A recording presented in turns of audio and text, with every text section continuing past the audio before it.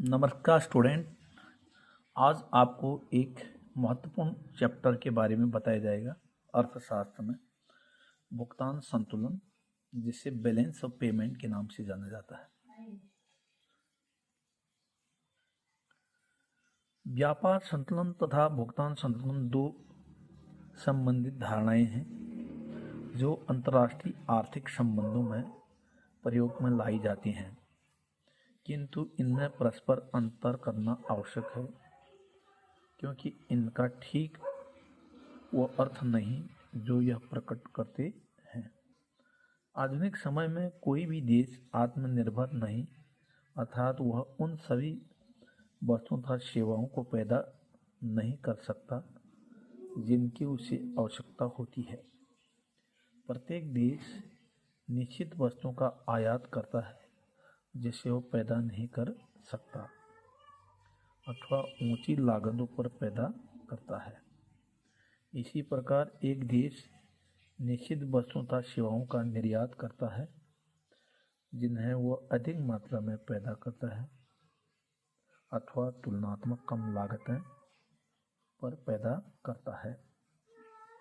व्यापार संतुलन का अर्थ meaning of balance of trade.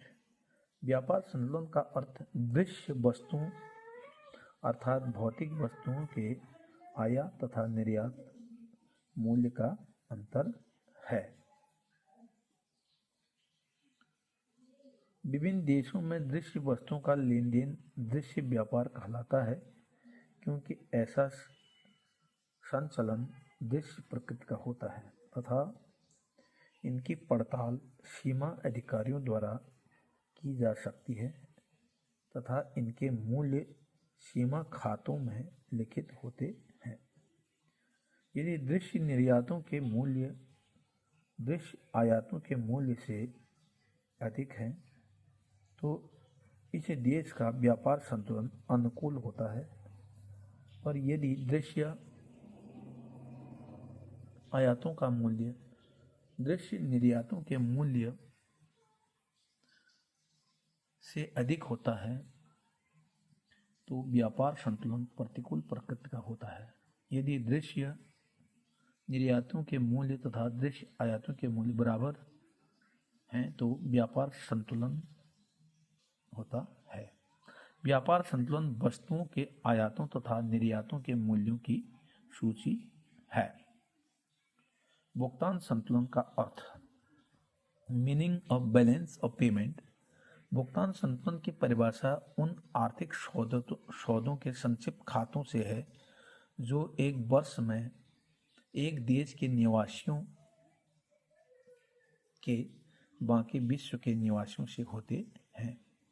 एक देश के निवासियों में व्यक्ति, फर्में तथा सरकारी संस्थाएं शामिल होती हैं।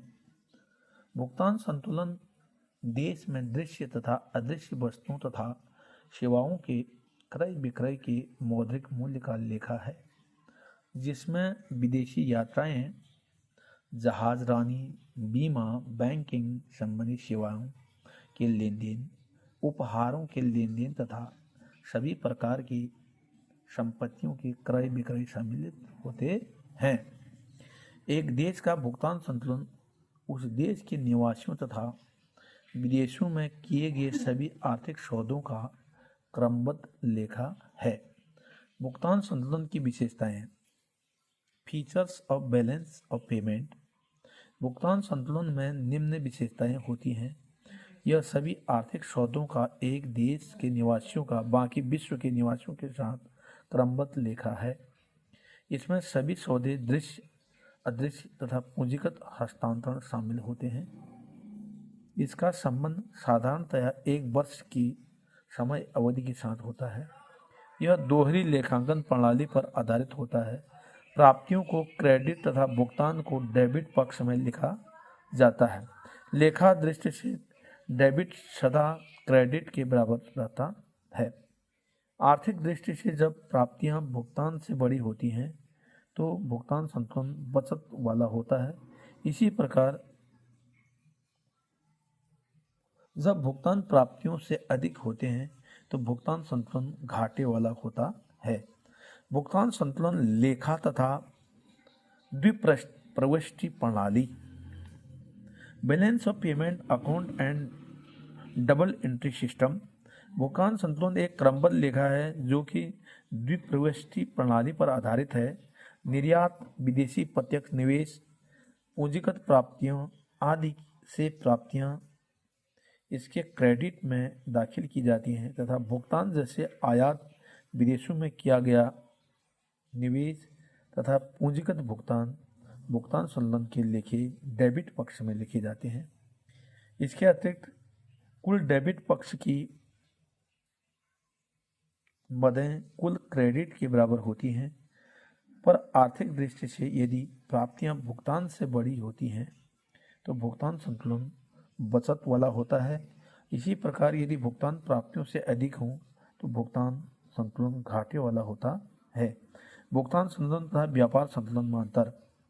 Difference between balance of trade and balance of payment. भुगतान संतुलन तथा व्यापार संतुलन में मुख्य अंतर निम्नलिखित है। व्यापार संतुलन तथा भुगतान संतुलन में अंतर। Difference between balance of trade and balance of payment.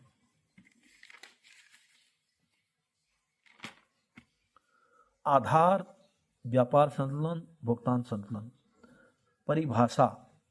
व्यापार संतुलन आयातित तथा निर्यातित वस्तुओं अथवा दृश्य वस्तुओं की सूची होती है जो एक देश एक वर्ष में करता है। भुगतान संतुलन में सभी दृश्य तथा अदृश्य वस्तुएं, उपहार तथा पूंजीगत वस्तुएं शामिल होती हैं। धारणा व स्वरूप। व्यापार संतुलन एक संकुचित धारणा है तथा भुगतान संतुलन का भाग है। भुगतान संतुलन यह एक विस्तृत धारणा है तथा इसमें एक देश के बाकी विश्व के साथ सभी सौदे शामिल किए जाते हैं। महत्व। व्यापार संतुलन एक देश के आर्थिक संबंधों तथा आर्थिक समृद्धि का सही सूचक नहीं है। भुगतान संतुलन एक देश के शेष विश्व के साथ सभी सौदों का मात्रात्मक संक्षिप्त विवरण है, इसलिए अर्थव्यवस्था का सही सूचक है। नंबर 4, अनुकूल अवलिक प्रतिकूल।